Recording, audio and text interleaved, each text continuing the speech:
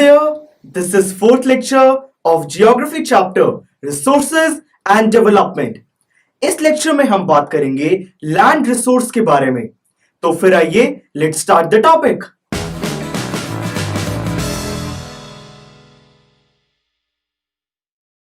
Students, हम लोग इतने सारे रिसोर्सेज यूज करते हैं, तो क्या आप लोगों ने ये नहीं सोचा कि इस चैप्टर में एक टॉपिक सिर्फ लैंड रिसोर्स पर क्यों बेस्ड है?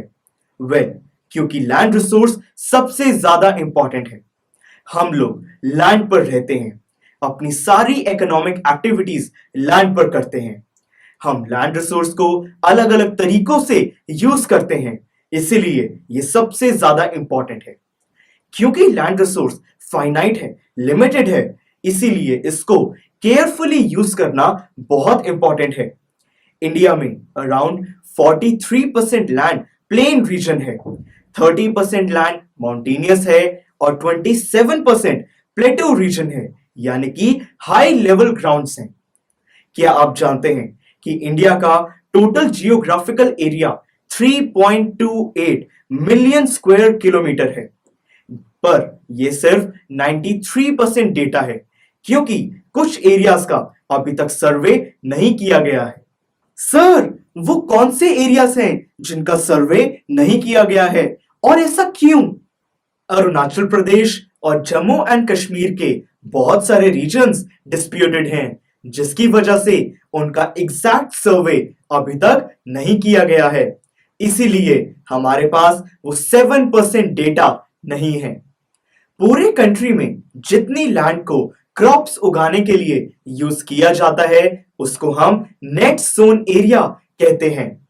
इंडिया के कुछ स्टेट्स में तो जैसे कि हरियाणा और पंजाब में नेट सोन एरिया 80% से भी ज्यादा है और अरुणाचल प्रदेश में 10% से भी कम है। क्या आप जानते हैं कि ह्यूमन एक्टिविटीज की वजह से आजकल लैंड डिग्रेड होने लगी है? इंडिया का टोटल जियोग्राफिकल एरिया है 3.28 मिलियन स्क्वायर किलोमीटर, उसमें से 1.3 मिलियन स्क्वायर किलोमीटर डिग्रेड हो चुका है, यानी कि ये अराउंड 40% इंडिया की लैंड हुई। सर, कौन कौन सी ह्यूमन एक्टिविटीज की वजह से लैंड डिग्रेड हुई है?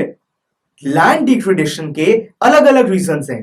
हरियाणा और पंजाब जैसे स्टेट्स में ओवर इरिगेशन की वजह से लैंड डिग्रेड हुई है। राजस्थान और गुजरात जैसे स्टेट्स में ओवर ग्रेजिंग की वजह से लैंड डिग्रेड हुई है।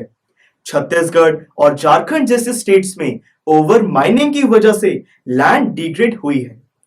इन प्रॉब्लम्स को सॉल्व करने के भी बहुत सारे तरीके हैं। पहला तरीका है कि ओवर इरिगेशन, ओवर ग्रेजिंग और ओवर माइनिंग पर कंट्रोल किया जाए। दूसरा तरीका यह है कि पेड़ों को ज्यादा से ज्यादा उगाया जाए।